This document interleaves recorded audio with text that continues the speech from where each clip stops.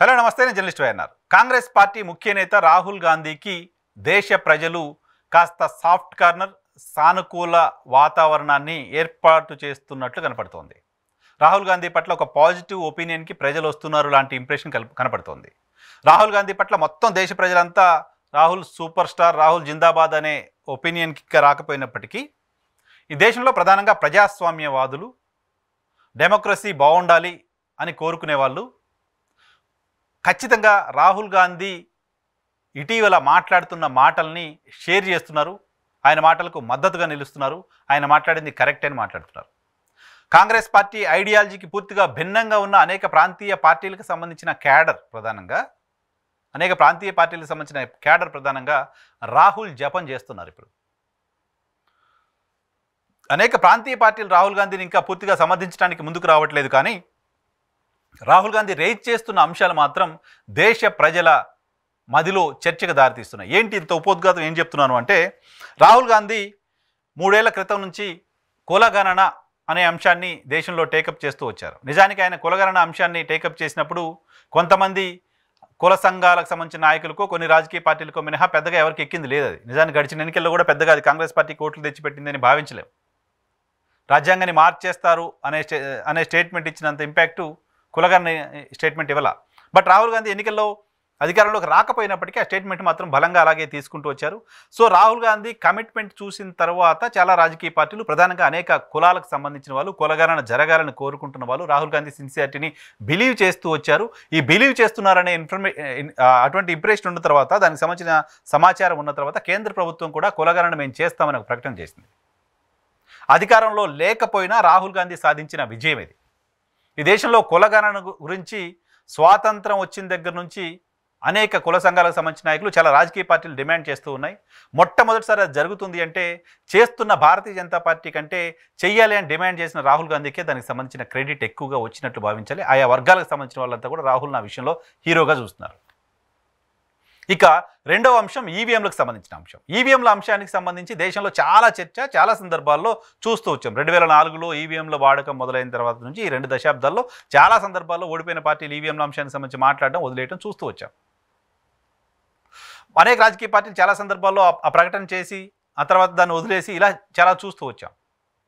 కానీ ఇటీవల రాహుల్ గాంధీ కొద్ది రోజుల క్రితం, 2-3 రోజుల క్రితం ఆయన ఒక సుదీర్ఘ వ్యాసాన్ని రాశారు.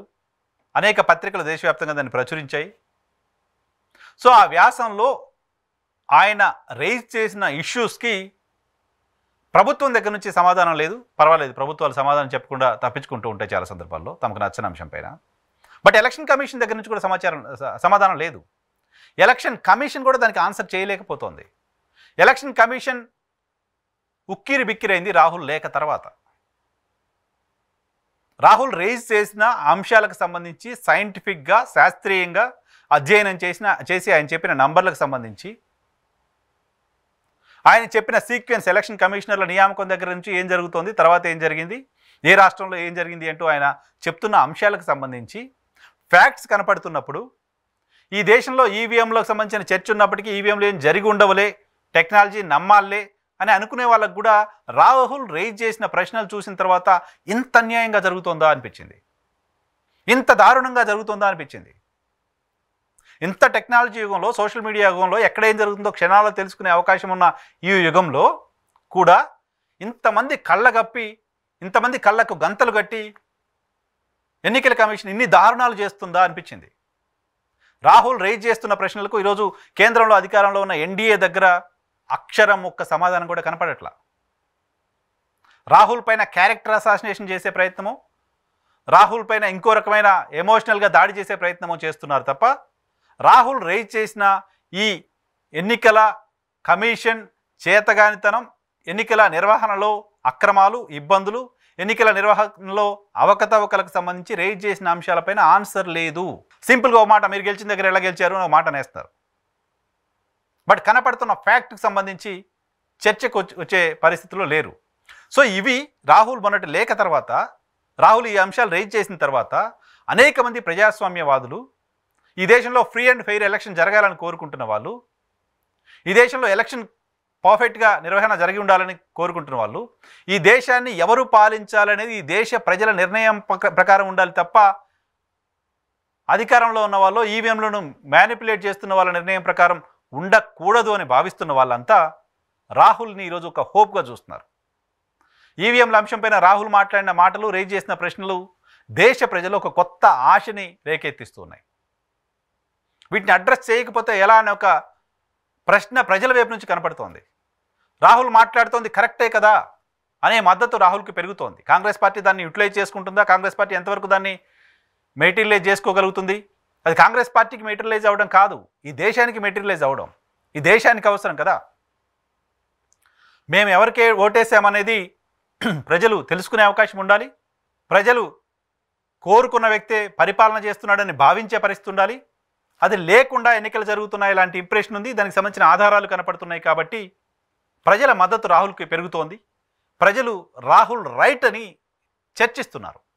గతంలో ఈవీఎంలకు సంబంధించి ఎవరు మాట్లాడినా అటువంటిది ఏం లేదు అని మాట్లాడే వాళ్ళు కూడా ఈరోజు రాహుల్ రైజ్ చేస్తున్న అంశాలను నిజమే కదా, ఎందుకు కేంద్రం సైలెంట్గా ఉంది, ఎందుకు ఈసీ సైలెంట్గా ఉంది అని మాట్లాడుతున్నారు. అనేక సందర్భాల్లో ఇటీవల కాలంలో ఎలక్షన్ కమిషన్ బుల్డోజ్ చేసే ప్రయత్నం చేస్తూ వస్తుంది. ఏమీ లేదు, అట్లేం లేదు, ఇట్లేం లేదు, సవాల్ చేస్తున్నాం, ఎవరో రండి చూపించండి, ఈ తరహా వ్యాఖ్యలతో కాలం వెళ్ళబుచ్చుతోంది. బట్ ఇటీవల నంబర్స్ చూపించిన తర్వాత మాత్రం ఎలక్షన్ కమిషన్ దగ్గర నుంచి ప్రాపర్ ఆన్సర్, ప్రాపర్ రెస్పాన్స్ ఈ క్షణానికి కనపడట్లేదు. సో రాహుల్ ఈ అంశాలను ఇలాగే రేజ్ చేస్తూ పోతే డెఫినెట్గా ప్రజలు ఆయన వెనక నడవడానికి సంబంధించిన అవకాశం కనపడుతోంది ఖచ్చితంగా. వెరీ అన్ఫార్చునేట్ థింగ్ ఈ మొత్తం ఎపిసోడ్లో ఏంటంటే రీజనల్ పార్టీలు రాహుల్ వెనక నడుస్తున్నట్టు కనపడట్లా. ఎలక్షన్ కమిషన్ నిర్ణయాల కారణంగా బలైపోయిన దేశంలోని రాజకీయ పార్టీలు రాహుల్ మాట్లాడుతుంది కరెక్టే కదా అని మాట్లాడడానికి కూడా ఈ క్షణానికి భయపడుతున్నాయి, ఎందుకు తెలియదు.